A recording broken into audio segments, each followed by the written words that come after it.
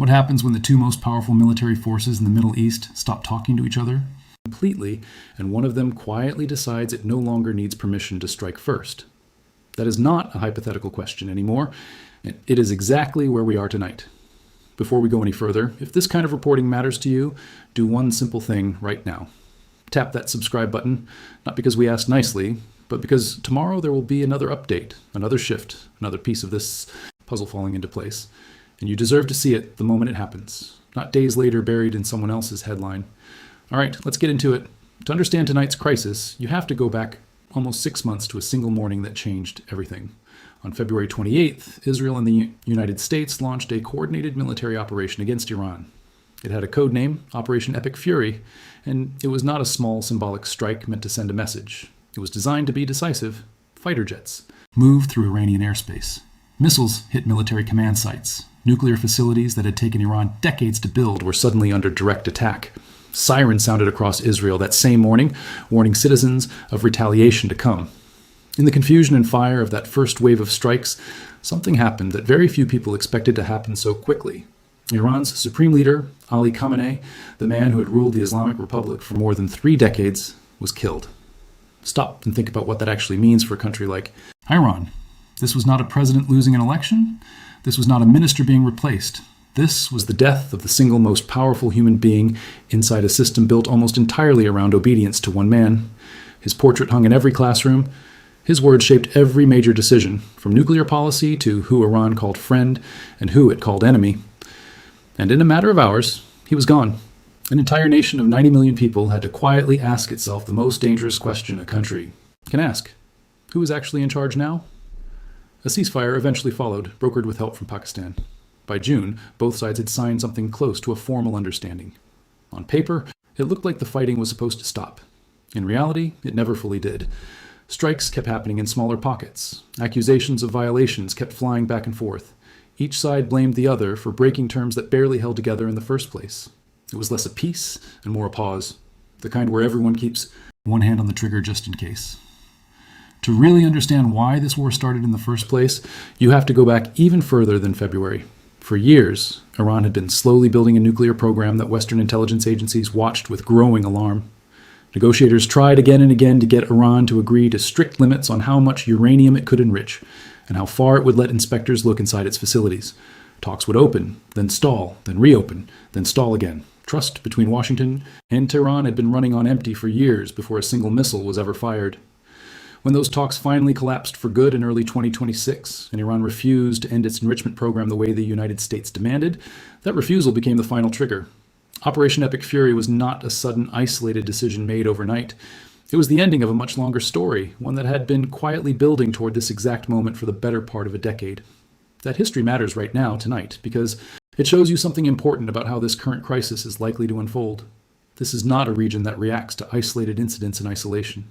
It reacts to accumulated history, old grievances layered on top of new ones, decades of broken promises stacked on top of fresh wounds.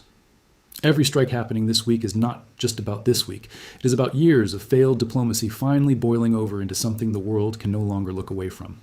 And now, in these first weeks of August, that fragile pause is coming apart in front of our eyes, piece by piece, in ways that are impossible to ignore.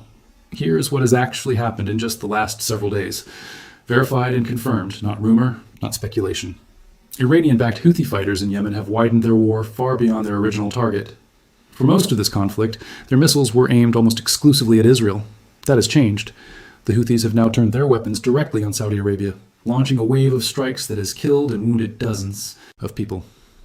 In the southern Saudi city of Najran, one of those strikes wounded 11 civilians in a single incident. 7 of them were Saudi citizens. The rest were foreign workers from Yemen, from Egypt, from Pakistan, ordinary people who traveled there to build a better life for their families. One of the wounded was a 4-year-old child who suffered second-degree burns. Say that sentence back to yourself. A 4-year-old child burned in a war that was supposed to be winding down. This is not a conflict confined to soldiers on a battlefield anymore. It is reaching into homes, into hospitals, into the lives of families who never chose to be part of any of this. And that single fact should tell you everything about how far this crisis has already traveled from where it started. Saudi Arabia's oil and energy infrastructure remains one of the single most valuable targets anywhere in this entire war, and every party involved knows it.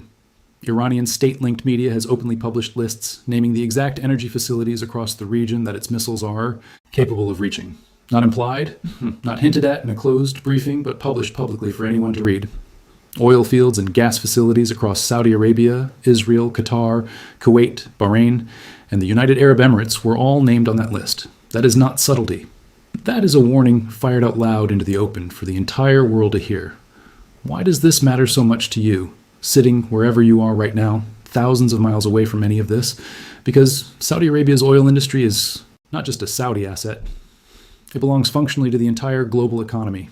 When facilities in the eastern province come under credible threat, the shockwave does not stay inside Saudi borders.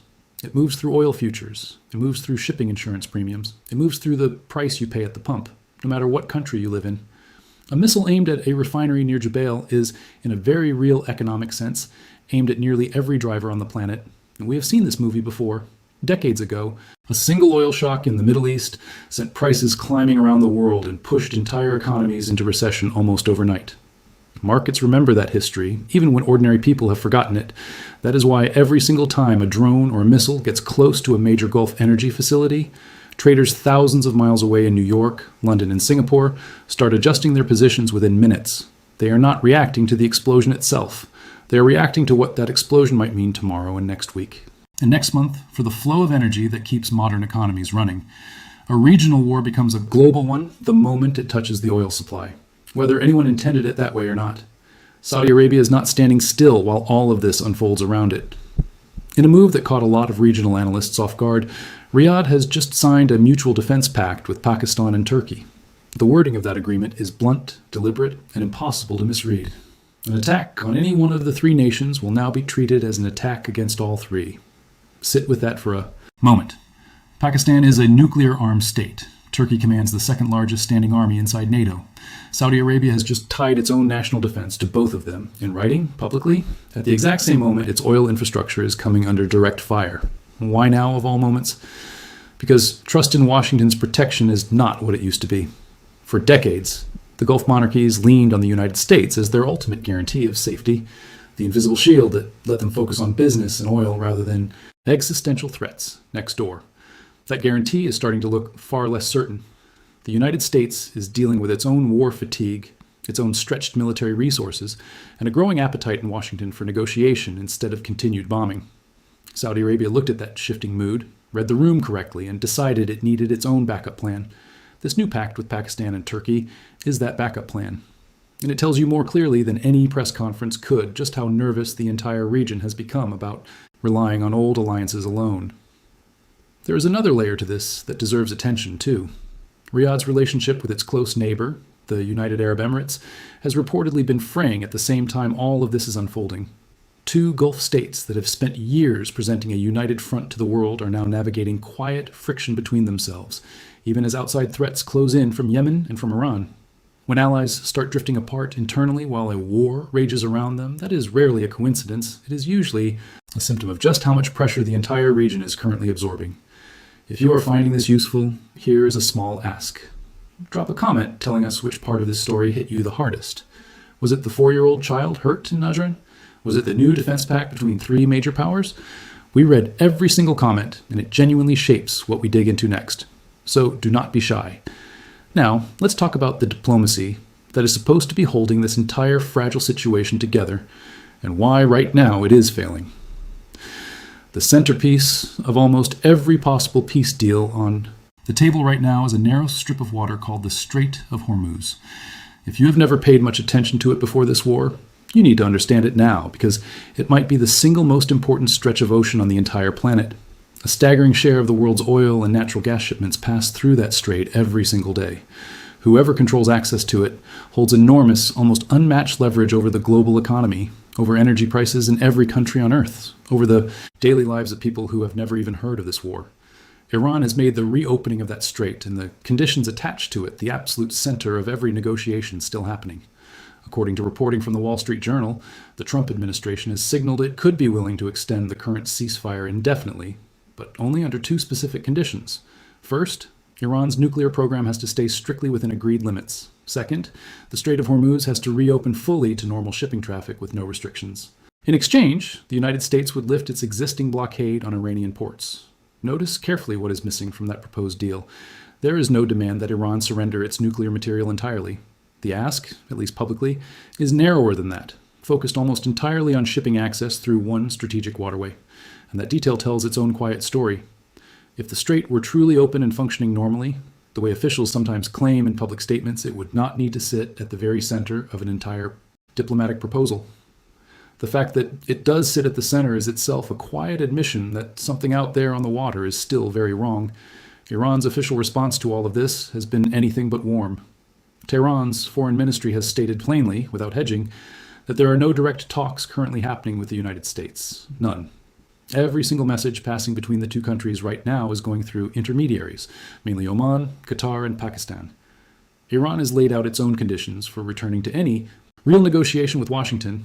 It wants the United States to stop what it calls ongoing violations of the ceasefire agreement.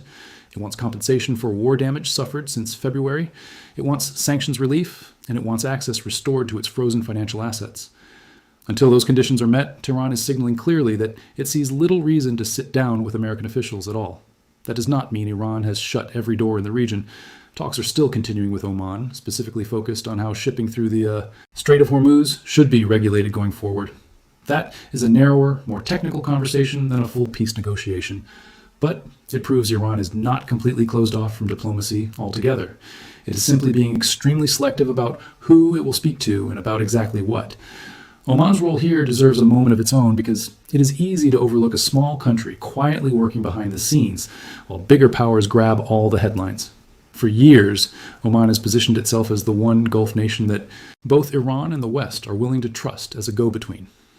It does not have Saudi Arabia's oil wealth or Israel's military power, but it has something arguably more valuable in a moment like this: credibility with everyone at the table. Every time direct diplomacy between Washington and Tehran breaks down, and it keeps breaking down, Oman becomes the quiet back channel that keeps even the smallest thread of communication alive. Without that thread, however thin it currently is, there would be no channel left at all between two nuclear-capable regions, edging closer to open confrontation. Here is why this diplomatic freeze between Iran and the United States is so genuinely dangerous. When two countries stop talking to each other directly, misunderstandings do not disappear. They grow quietly in the silence. Every accusation, every strike, every rumor now has to pass through a third party before it reaches its intended audience, and something is always lost in that translation. Without a fast direct line between Washington and Tehran, the space for a small incident to spiral into something far larger keeps widening. Neither government has a reliable, immediate way to say, wait, that strike was not what you think it was, or we are not planning to escalate further. That silence, more than any single weapon, is where wars quietly restart. And while diplomacy stalls, the machinery of war has not slowed down for even a single day. The United States is facing a problem that most people back home have almost no idea is happening. Months of sustained conflict have burned through American weapons stockpiles at a pace that has genuinely alarmed people inside the Pentagon. Deputy Defense Secretary Steve Feinberg sent a letter in early August requesting $18.2 billion just to begin replenishing what has already been used. Say that number slowly. $18.2 billion. And that is only to refill the shelves, not to fund anything new. Defense contractors have reportedly been given a tight window to submit plans for ramping up production, for faster delivery schedules, for new manufacturing capacity built almost from scratch. When the country with the single largest defense budget on the planet starts asking its own weapons manufacturers to move this fast, that tells you something important. The pace of this conflict has outrun what anyone in Washington expected back when the first missiles flew in February. It is worth remembering that stockpiles like this are not built overnight, and they are not refilled overnight either. Missiles like the ones being used in this war take months, sometimes years, to manufacture at scale because they depend on specialized components, trained engineers, and supply chains that cannot simply be switched on with a single letter from a Deputy Secretary of Defense. Asking contractors to speed up production is easy to write down on paper. Actually delivering on that request fast enough to matter in a war that is still actively unfolding is a completely different challenge. If the fighting accelerates faster than American factories can keep pace, the United States could find itself in the extraordinary position of urging restraint on its own allies, not out of pure diplomacy, but out of genuine military necessity. This is a good moment to pause for something a little different. If you have made it this far into the video, you clearly care about understanding this conflict properly, not just skimming a headline and moving on. So here is our ask this time, and it is a simple one. Hit that like button. Not really for us, but so that YouTube shows this kind of careful, sourced reporting to more people who are tired of guessing what is actually happening in the world. One single tap. And that is genuinely all it takes. Now, let's talk about the question everyone across the region is quietly asking behind closed doors. Will Israel decide to go it alone? According to Israel's Channel 13, the Israel Defense Forces have informed at least one senior American general that Israel does not require United States approval to launch renewed strikes on Iran. That is not a vague hint buried inside some anonymous background briefing. That is reportedly a direct, plainly worded message. Slowly. Not preparing for the possibility of war somewhere down the line, preparing to start it. This message lands at a moment when the tone coming out of Washington is shifting hard toward de-escalation. General Dan Kane, chairman of the Joint Chiefs of Staff, has reportedly been pushing for what officials are quietly calling an off-ramp, a structured way to wind this conflict down rather than pour more fuel onto it. His assessment, according to multiple reports, is that air power alone has not been enough to force a decisive, lasting outcome against Iran. That is a striking admission to be coming from America's top military officer. After months of strikes, after billions of dollars in munitions expended, the conclusion emerging from inside the Pentagon itself is that bombing alone has not settled anything. Israel sees this exact same moment through a completely different lens. Israeli leadership has reportedly concluded that American diplomacy has hit a genuine dead end and that Iran has simply absorbed months of pressure without truly buckling under it. From that vantage point, waiting any longer does not bring peace closer. It only gives Iran more time to quietly rebuild, more time to rearm its network of regional proxies, more time to recover its footing after the blow it took back in February. Prime Minister Netanyahu has continued to stress Israel's security needs publicly, even as American officials keep pushing in the opposite direction toward patience and further negotiation. But acting alone is not a simple, easy decision. Israeli military planners understand that better than almost anyone else in the world. Long-range strikes deep inside Iranian territory depend heavily on American support behind the scenes. Aerial refueling, extended logistics chains, layered missile defense systems. All of it has historically relied on close cooperation with Washington. Without full American backing, sustaining any serious, prolonged campaign against Iran becomes a dramatically harder, dramatically riskier proposition.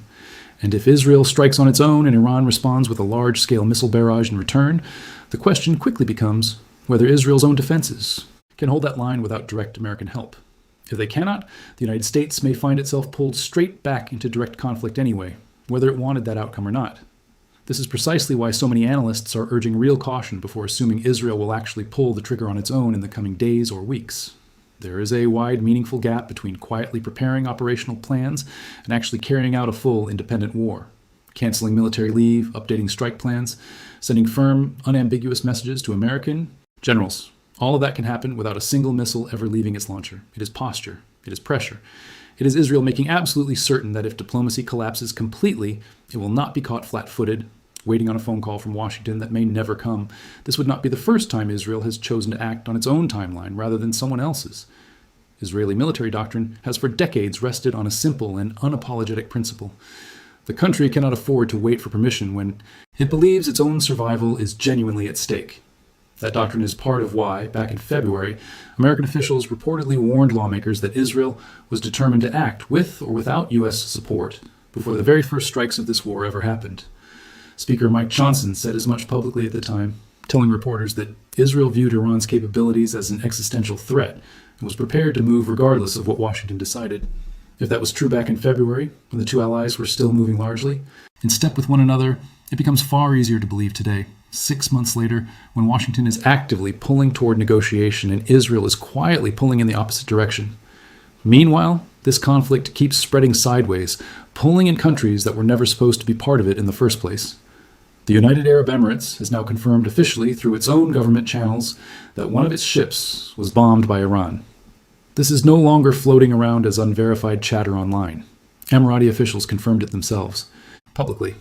That single fact matters enormously because it proves beyond any doubt Iran's willingness to strike well beyond its immediate rivals. This is not simply an Israel problem or a Saudi Arabia problem anymore. It is becoming a genuine regional problem, touching nations that have tried extremely hard to stay well outside the direct line of fire. At the same time, Iraq has scored a real, independently verified success against Iran's proxy network operating inside its own borders. Iraqi security forces recently dismantled a militia cell with direct confirmed links. to Iranian operatives, seizing 12 Iranian-made drones along with related components during the raid. Investigators believe the cell was actively preparing strikes intended for targets outside Iraq entirely, most likely aimed at Saudi Arabia.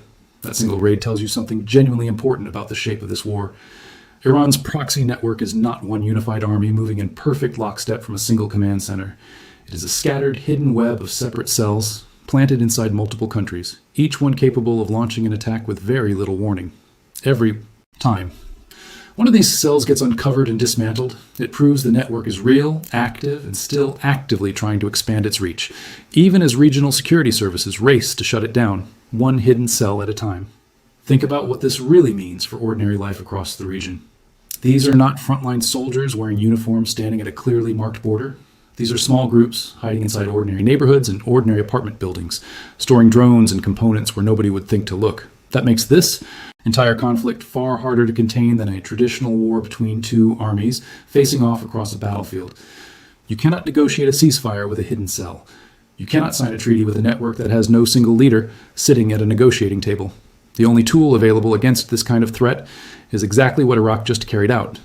Quiet intelligence work followed by a fast, decisive raid, repeated over and over for as long as the network keeps trying to rebuild itself somewhere new. If you have stayed with us this long, you are exactly the kind of viewer this channel is genuinely built for.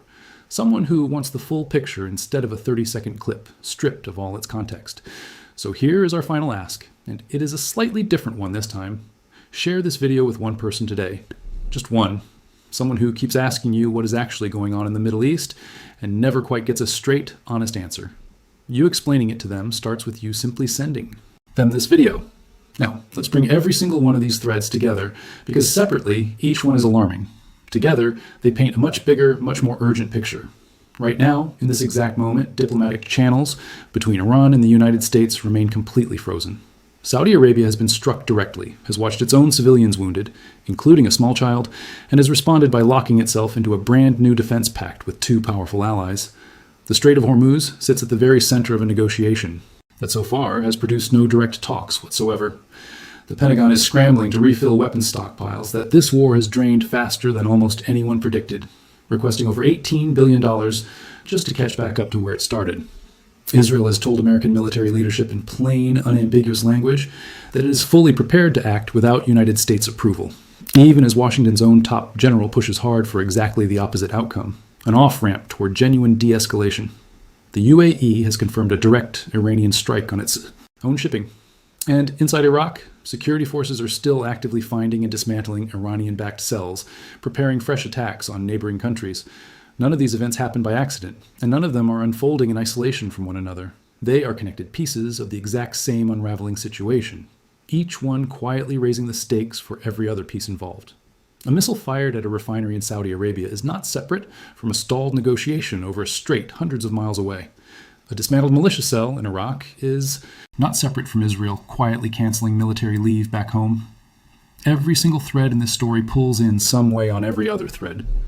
What makes this exact moment so genuinely dangerous is not any one single event happening in isolation. It is the fact that so many separate pressure points are building at the exact same time, with almost no direct communication left between the two countries, whose decisions matter most in the entire region. Iran is not talking to Washington. Israel is no longer waiting on Washington. Saudi Arabia is no longer fully counting on Washington. Each major actor in the story is increasingly making its own decisions on its own terms, guided by its own reading of the situation, with less coordination between them than at any point since this war first began back in February. History has shown us again and again across decades and continents that wars rarely restart because one side simply wakes up one morning and decides to attack out of nowhere. They restart because small pressures accumulate quietly, unanswered, until one incident, one strike, one honest miscalculation becomes the spark that nobody involved can walk back afterward. A missile fired as a warning shot gets read by the other side as an outright act of war. A defensive strike gets misread as the opening move of something much bigger and more coordinated.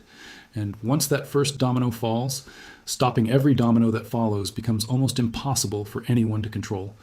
Think about the ordinary people living through all of this on every single side of it. Families in Najran who now flinch at the sound of low-flying aircraft. Workers on oil platforms near Jubail who show up to their jobs each morning, not knowing if today is the day a warning list turns into an actual target. Sailors moving cargo through the Strait of Hormuz who have watched insurance premiums on their routes climb month after month simply because nobody can promise their safe passage anymore. Families in Tehran still adjusting to a government structure nobody fully recognizes 6 months after their supreme leader was killed. None of these people asked for any of this.